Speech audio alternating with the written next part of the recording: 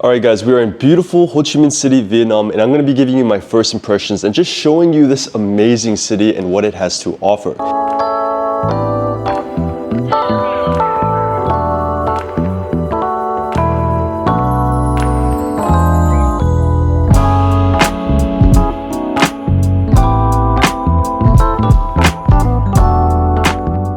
Let's go and start with a little loft tour. So I'm here at this Airbnb. This was $60 a night. So this entire place kind of feels like an industrial cafe. It's kind of has that Soho vibe, that cafe feeling. So we have this open style bar right here / kitchen area. We have the sink, the toilets, and then we have this open bath with the brick exposed.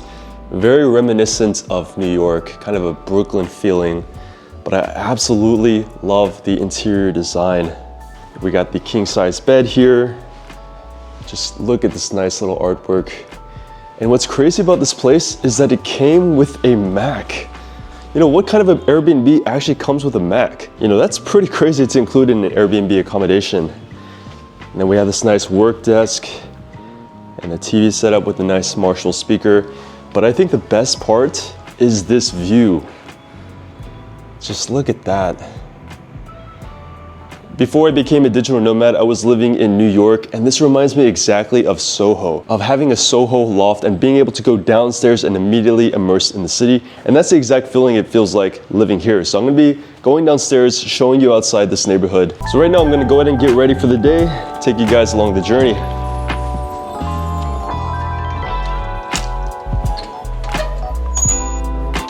Alright guys, what's interesting about this accommodation is that it's on the 4th floor of an entire older building. So it's very, very dark and it's very kind of rustic, a little bit grimy, and not what you would have expected of a typical accommodation. So this is the actual outside of the beautiful loft. It's a very kind of worn down building, but I love how they make use of the space, you know, like they make the best use of this place, even though it's worn down, you know, the elevator system's not working. So it's a very polarizing difference from the inside and the outside. Let me just show you each of the different floors here. So for example, right here we have a cafe and a restaurant. And then over here we have like a bar area, a coffee and a cocktail bar. Let's continue going downstairs. I don't know how old this building is.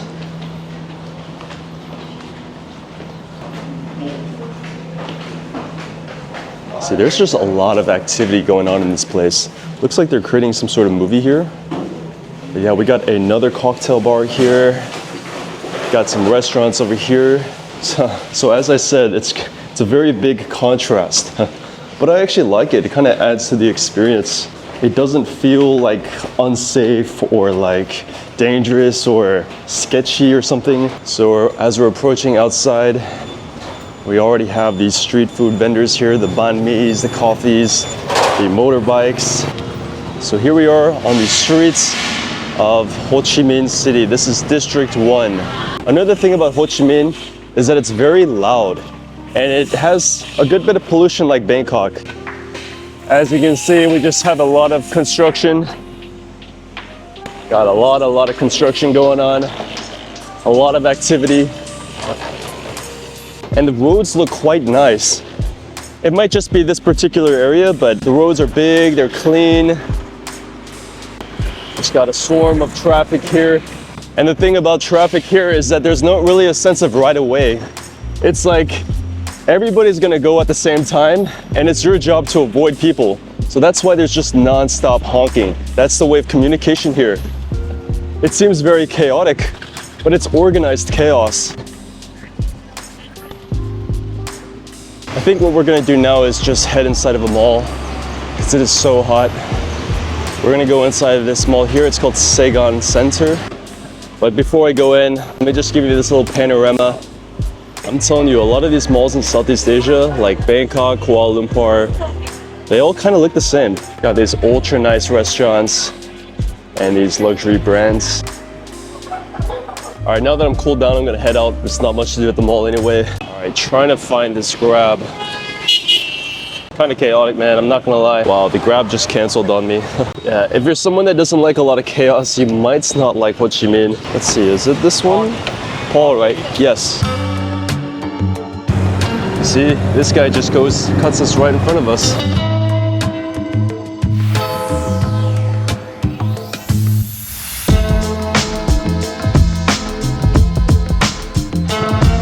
It's very nice and sunny out.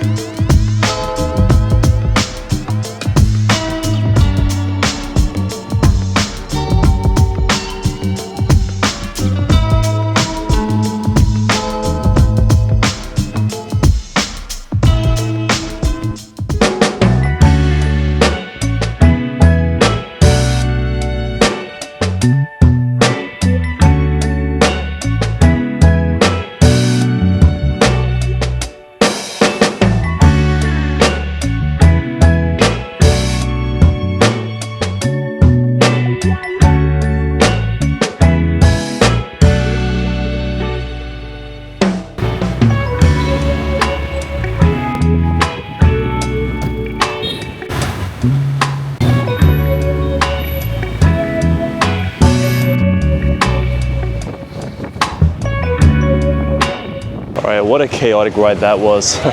But we're back here at the Airbnb. So this is a huge apartment building in itself. And then go in this very like grungy style staircase here. If I was in America walking down these alleys, I would not feel safe. But here in Vietnam, you don't really have to worry. Speaking about safety, even though that motorbike ride that I was just on was super chaotic, it doesn't really feel that dangerous. It's not as scary as it seems because you're actually going very slow, especially in Vietnam. Oh, there's a lot of steps. And the motorbikes stick to the right, whereas the cars kind of stick to the left. But in Thailand, as I was saying, with Thailand, it feels a lot more dangerous because the Thailand roads in Bangkok, you're going fast. All right, so I'm just gonna chill here. It's about 5 p.m. We're probably gonna go out tonight with some of my friends. So yeah, I'm just gonna chill for now, get some work done, and kind of do some work before I head out.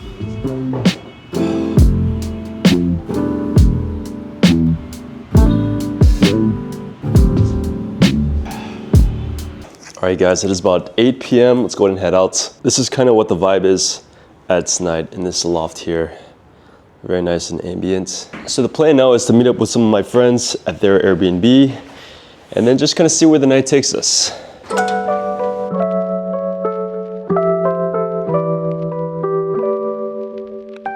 right, xin chào.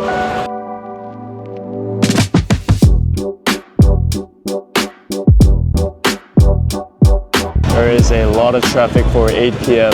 The intersections here are crazy. Everybody just goes pretty chaotic. What's nice about Vietnam or Southeast Asia in general is I can record this while I'm on the bike and not have to worry about someone snatching it or something like that. And Vietnam at night is just so lively.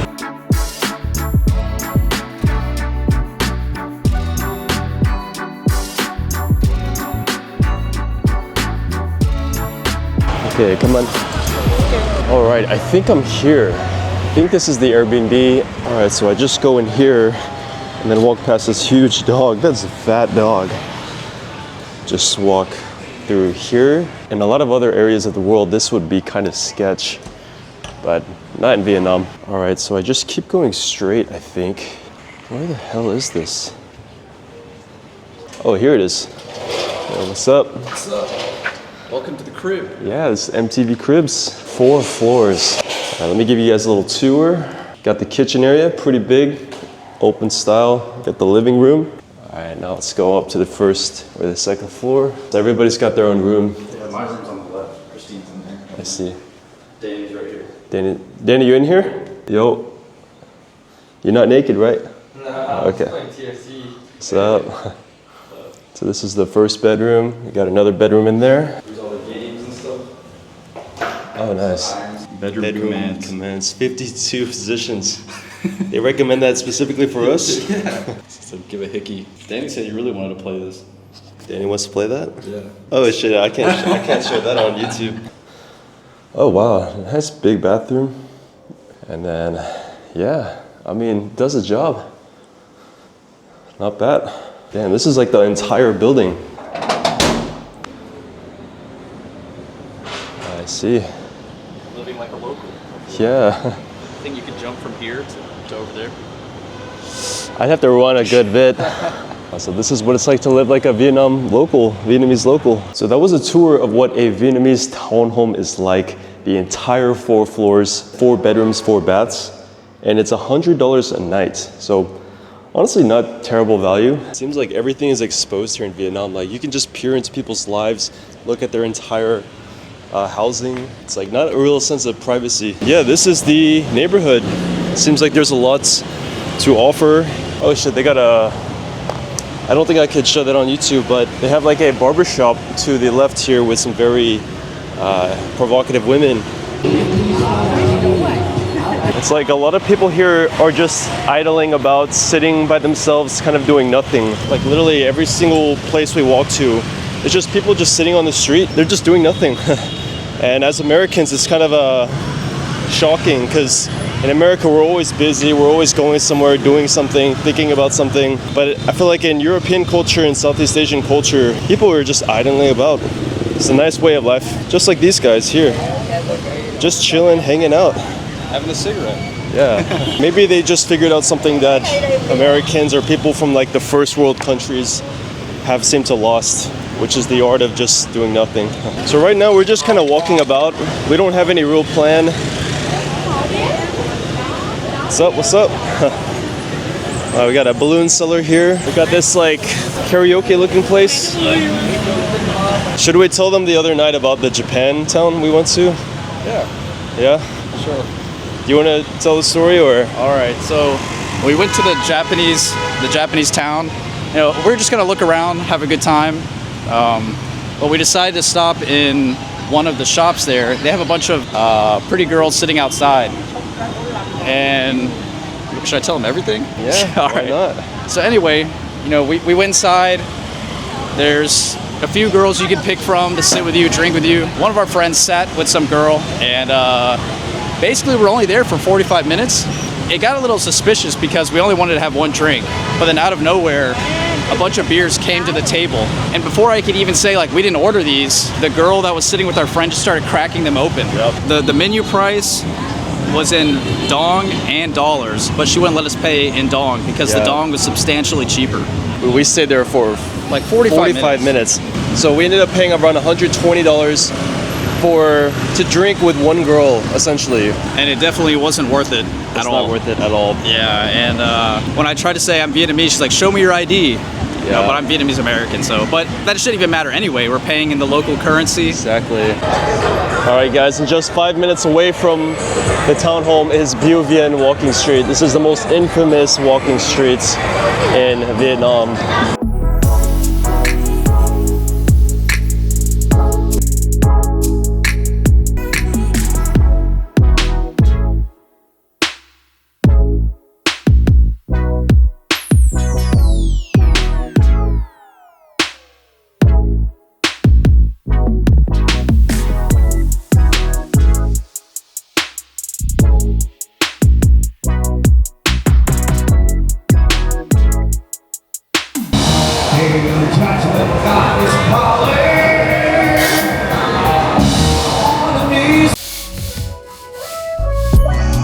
Morning guys, today is day 2. Feeling pretty good, it's around 10 a.m. So we're gonna head out, get some coffee, and then we're also gonna check out a facial spa. Alright, it is a pretty nice morning. It's not too hot today, or at least not yet. Now a couple of observations about Vietnam so far is that first, Vietnamese people are effortlessly stylish. I mean, they might not be wearing the most expensive fashion brands or clothing or whatever, but they can style it very well, and it's all tailored and it looks good. Like, everybody here has like a unique style. Like, the fashion scene here is unbelievable. If you come here and you're even remotely interested in clothes and style, you definitely need to have like a whole day, like a shopping spree. I've already done that on the first day, but the value you can get here is absolutely insane. Incredible. It reminds me of like Korean or Japanese fashion, or New York fashion actually, as in it's very in trend. They know what they're doing, you know? And it's such good value. It is such good value. I honestly would recommend shopping in Vietnam more so than like Korea or even Japan, just because of how much money you'll save. We're gonna get some coffee here at Highlands. This is like the Starbucks of Vietnam. Get an iced Americano. I get a large. Another observation is that it's quite loud in Vietnam. You know, for example, there's only like 5 people in here, 5 or 7 people. It's pretty loud. Not gonna lie, it's pretty loud. Come on.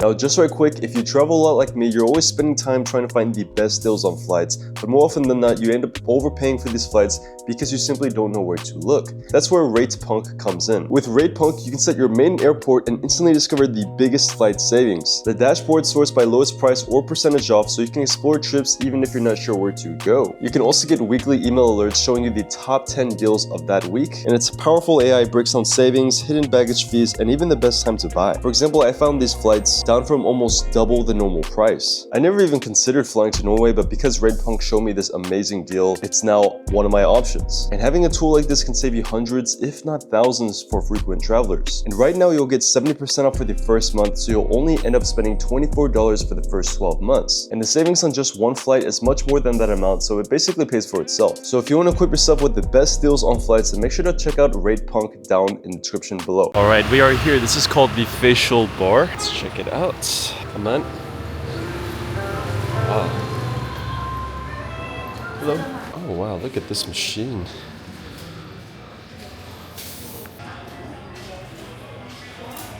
Your skin dehydration. Oh, dehydrated. Yes. Oh, Oil here. wow.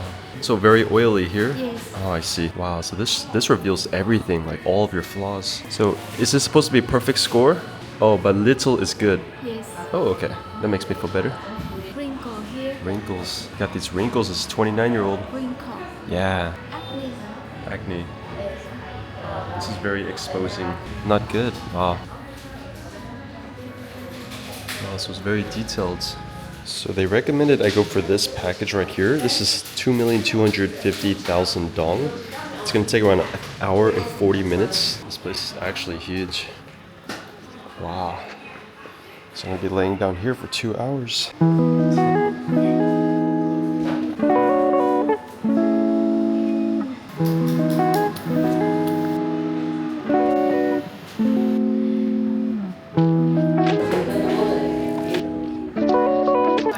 How much is it? It's 2,250,000. Okay. All right, about 2 hours later, we are finished. I did the most expensive, or the second most expensive package, and yeah, it took 2 hours. But I don't know if you guys can tell. I can't really tell right now, but my face feels very clean, very fresh, very rejuvenated. I highly recommend doing some facials. This is not sponsored at all, but I mean, they did a very good job, and the girl that was doing my skin was very nice. Just really like the architecture. Actually, it's very European, you know, obviously from the French colonial days. All right, we're gonna head there. 4.9 review on Google Maps. Crossing the roads here is always very tricky.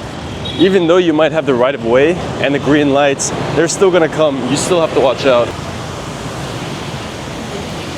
Wow, I like this very open style.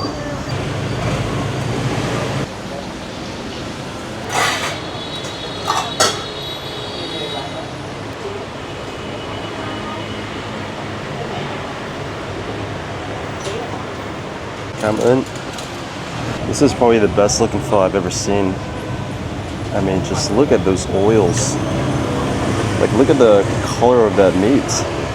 This soup has probably been, I don't know how long it's been simmering for, but it's probably super rich. We got the vegetables here. Got the different sorts of like garnishings. I like how they just give you everything for you to do it. It's like a community plate, and with a nice city view like this. You gotta try the broth first before we even top it off with seasonings. Yeah, wow. That is rich. Go ahead and put 2. Put some basil. I believe this is thyme. Yeah, that should be good for the garnishings. Gotta put this vinegary garlic. Gotta get the sriracha. This is not like the Western sriracha. And then we gotta get the hoisin sauce, sweeten it up a bit. And lastly, a little bit of saltiness accentuates the flavor. All right, look at this goodness. Quality of the meats. I think that's probably the best pho I've had. I'm not even joking. I think that is the best pho I've ever had. I mean, it's so rich. Wow. You guys definitely have to come here. I think it is slightly on the pricier side because of all the meats inside. This was 140K. And this is like the special plates, but very, very worth it. That's seriously the best pho I've had. Oh, absolutely stuffed. Gonna go for a little bit of a walk. And actually to the right of us here, we have the famous pink church. So this is the Gyeosu Shodui.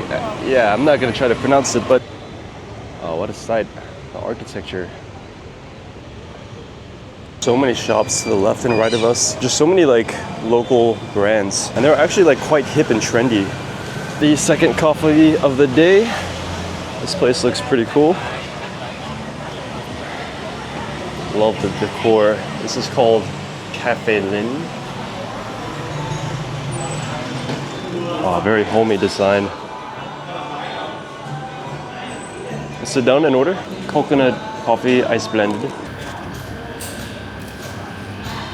Absolutely have to try egg coffee and coconut coffee in Vietnam. It is the best. Very strong, pretty sweet. Wow, I'm not gonna. This place looks good. Wow, look at that chicken. It looks good. That got that boiled pork. Got the fish, grilled fish. I'm not actually sure how it works, so I just asked them to just grab the plates. Let's like observe how these other guys do it. So we get a bowl of rice. Hello? Yeah, I take it and eat it. Oh, yes. One. Super rice. And then this one. Yeah.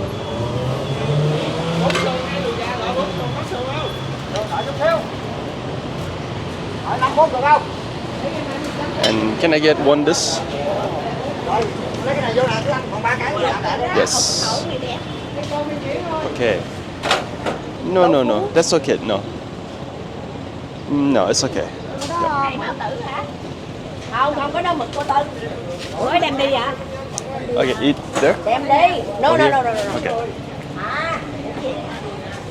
It's probably my most local meal in Vietnam. I mean, it looks cooked really good. It looks really well seasoned and marinated. Man. All right, let's try it out. It tastes really clean. Like not super oily, not super stimulating, or like, I mean, it tastes very, very like quality. Wow, she gave me a free soup too. Oh, that's hot. Oh, that's good though. All right guys, I hope you enjoyed this 3-day vlog here in Ho Chi Minh City. I highly recommend visiting. If you're interested in learning how to relocate abroad or make remote income, then check out my free training down in the description below. I'll see you guys in the next video.